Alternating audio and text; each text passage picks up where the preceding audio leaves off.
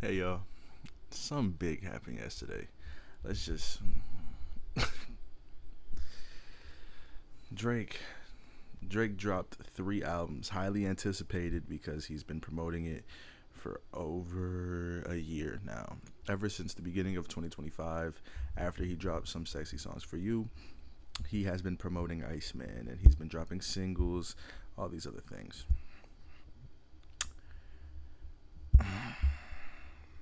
He dropped three separate albums. The first album that dropped, I believe, I don't know which one dropped first to be honest. One of them is called Maid of Honor, and the cover is a picture of his mother, and in the distance is a picture of Drake as a child with his father. It is 45 minutes with 14 songs. Iceman. The description for this one is above you, below zero. This one has 18 songs and is an hour and 9 minutes. And lastly, he has one called Habibti. Habibti. It has 11 songs and it's 37 minutes. So over 2 hours of music he dropped. And, you know, I came into listening to these with a open mind. I will not ever come and lie to y'all. I obviously have not been a fan of recent Drake stuff if you've watched these videos before. So whenever I was listening to this, I was thinking, you know what? Clean slate. I haven't liked the singles. I haven't liked it at all.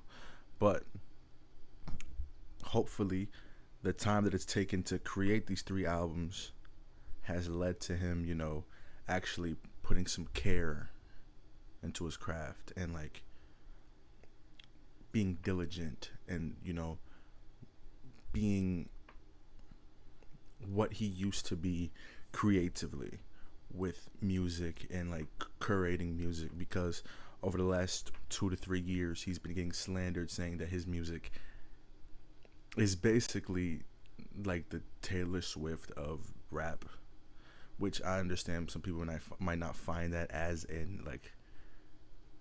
a slanderous thing, but when it comes to the fact, it's just like you have stands, you have very big fans, but you don't have substantial musical prowess is what I'm saying. Like, he hasn't dropped a good album in the last 10 years, and that's what people have been saying for a very long time.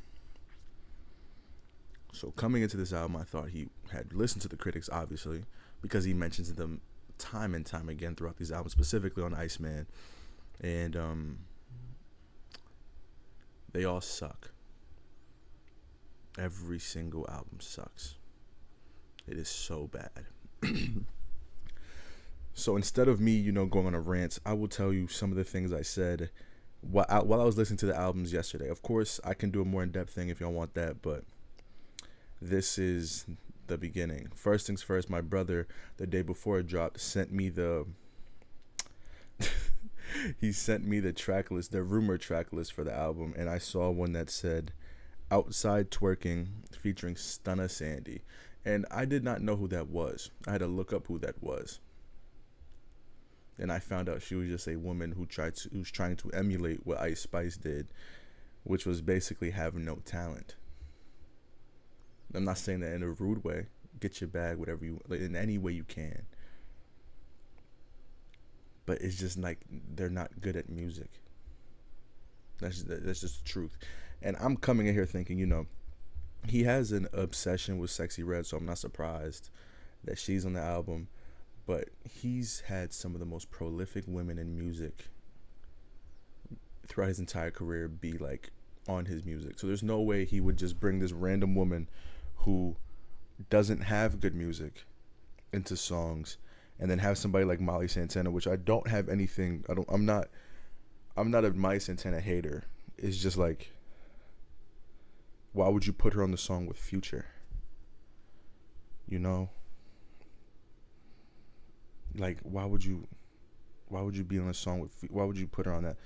I'm just gonna make this one quick. This is initial, but I said Outside Twerking, Stunna Santana. Yeah, my video is gonna be a 4-hour rant. And I said, I'm listening. This is all Iceman. First song, not terrible. He just go from talking about shit that actually has meaning to random women that he said about 400,000 times. It just takes me out of it. Same flow as usual, but words have meaning half the time. Was missing the beat, or more so forcing a lot of words at once to try to stay on beat. So that first song, it was like, I'd give it like a 4 out of 10. He was saying some meaningful things at times. I think this is the song where he mentions DJ Khaled, and he's like, "Oh, you never said free Palestine," which is crazy. And that's one thing I like about Drake. He has come out in support of Palestine before, so shout out to him. Also, he is a friend of Aiden Ross, though, so hypocritical mindsets and all that shit. But second song, that shit was not good. I'm not gonna lie. He's trying to do something different, but he had 3 different beat switches, so he's trying to be more creative. But he didn't say much more. It was just the hook over and over, which, yeah, he just repeated the hook over and over. The flow wasn't really anything crazy, and every beat switch didn't cause a different sort of like flow, or like a beat switch is supposed to signify something. Like, we talking about something like Sicko Mode, where the beat switch happened, and then it was like, oh, the song is. These beat switches really didn't have much meaning other than the beat switching, which is not what you'd want. And then I said halfway through the third song, I'm gonna take a break. This shit is upsetting to listen to so far. And this was really early in the morning. I was waking up, getting ready for work. And the reason why it began to get upsetting for me is because he was testing out stuff that he shouldn't test out at this moment of his career. Like, he was changing flows that he's never endeavored on, and he's been rapping for over 20 years. So why are we doing this? Like, you know what I mean? Like, Drake, you've been a high-profile musician since 2008, and now you want to sound like Yeet. Now you want to sound like the younger people in the music industry, basically, and you don't have the like range to do that, and that's the stuff that gets me. I listened to the whole album. It's not good. I don't like anything about it. I'm not revisiting it unless it's for video, truly. Let's just go. Habibti has nothing on it. I'm sorry, nothing. I don't even have a comment on that album because it's bad. Maid of Honor. I'm being completely honest. This is the worst. I'm being genuine. This is the worst album I think I've heard in the last 5 years. Let me see what it says. Texted you that we'd be great for each other one day. You replied, does that come before or after Monday? Because you got plans with what's his face, and you'd rather not let the good outfit go to waste. I'm really convinced he just made this. He made these little descriptions himself. The cover, like I said previously, is a picture of his mother, with him and his father in the background faded away. So you're like, oh, that's a really beautiful album cover. He's signifying that he loves his mother, and his mom is the maid of honor. The first song is called Ho Phase. The third song is called Outside Twerkin'. The fourth song is called Cheater Print. The sixth song is called Amazing Shape. The seventh song is called BBW. And the 13th song is called Goose and the Juice. So let me just be completely candid here. I don't want to make this video too long because I have things to do. Like, I'm being supremely serious. Why the fuck would you make that your album cover? This video, I was coming into this thinking I would be funny, but I can't force myself to be funny about something that just makes me feel so. Why do you have a song called Outside Twerking with Stunna Sandy? And I've listened to all these albums. There is not a single standout. I'm being genuinely serious. This is a 0 for 41. Truly, he did not hit on any of these songs. He did not hit on any of these songs. I mean that from the bottom of my fucking heart. I'm so sorry. I don't care. I hold people to I hold people like Drake to higher standards, because there was a point in time in my life where he was one of my favorite rappers, and then he just continued to devolve. And this is, it's like a pattern for people I like, because the same thing happened to Kanye, but he just continued to devolve over and over and over and over.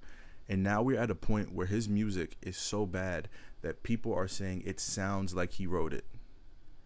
That is the most disrespectful thing that you could say to an artist. He has a line where he says, Shout out. I forgot who they are because I'm being honest. I didn't know who these people were. Shout out. Let me see, bro. Oh my god. I'm so sorry. I have to get the line out. I have to find it.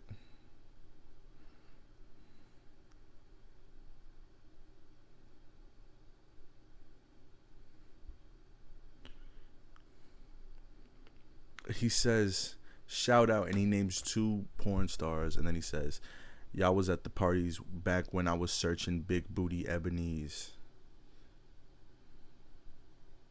There is only one standout line, and it is when he calls out DJ Khaled for not saying free Palestine. That's it. Being genuinely serious. That's it. Only standout. I will do a longer video on this. I'm not gonna lie because this is very quick. This is just my initial thoughts. It's been a day since it's dropped. This is how I feel right now. I might be happier next time y'all see me. Because I just finished listening to this shit. Like, genuinely recently finished. The AirPod's still in. I just finished listening to this shit. I try to keep the internet's opinions out of it. Because at the end of the day, most of Twitter, they are either extreme Kendrick fans or extreme Drake fans. I've seen other people's reactions. I saw somebody named Tamo. Shout out to Tamo. I don't know if that's how you describe. I don't know if that's how you pronounce it. He did a reaction. He did like clips on TikTok. Very good video. I like that. I also saw Sean C. I saw a bunch of people do all these different reactions. So I was trying to come in here impartial. I'm always gonna go into an album. You know what? Forget all the past stuff. Let's get back on track. We've never been farther from the track, bro. We're off the fucking rails. And 21 Savage, you don't even have good features anymore. You don't even have good features anymore, honestly. I don't know your value in rap anymore. Because over the last 5 years, it's been bad. It's been very bad, but I'll try to listen again, guys. I'll try to listen again. I'll never understand the brain of Drake. I'll never understand it. I guess things change. He mentioned a lot of betting sites because he's a gambling addict. He mentioned Polymarket a few times because he's probably getting money for mentioning Polymarket. And I understand he dropped 3 separate albums because he wants to get out of his deal. But at the end of the day, bro, don't drop bullshit because you are a legendary artist. Regardless of what deal you want to get out of, why would you waste your fans' time by dropping bullshit? Because there's not, even the biggest Drake riders have to be completely honest here. There wasn't a hit. And he's a hit maker. There wasn't a hit. And I'm not even like a hit chasing dude. I don't care about the hits of each album. There's not a hit on there. I want to see what they try to attach themselves to. But I don't think there was a hit, genuinely speaking. But once again, I'll try to come on here with a better mindset and give y'all a better analysis of everything. Because right now, I'm drained from listening to it. I'm not gonna lie, I'm extremely drained from listening to it. But thank y'all for tuning in and see y'all next time and peace.